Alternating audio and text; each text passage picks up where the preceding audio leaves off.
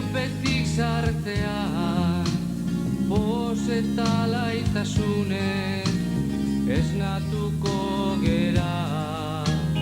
Txorien abestiekin aleitutako eguna, gizonen gorrotoekin ondatuko da eguna.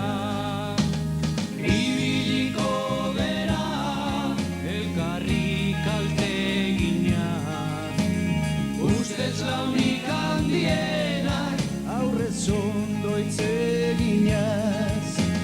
Batzuen hitzardiekin besteak diru eginaz, egia esan dutenak giltzapera emanaz.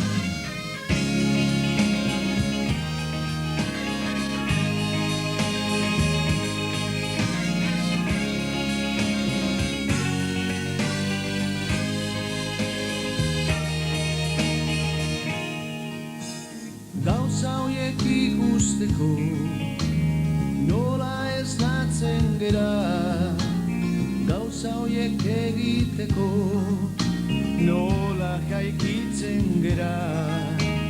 Txoriak alaitutako eguna ondatzeko, hobegenduk ez esnatu ta bertan geldilotan.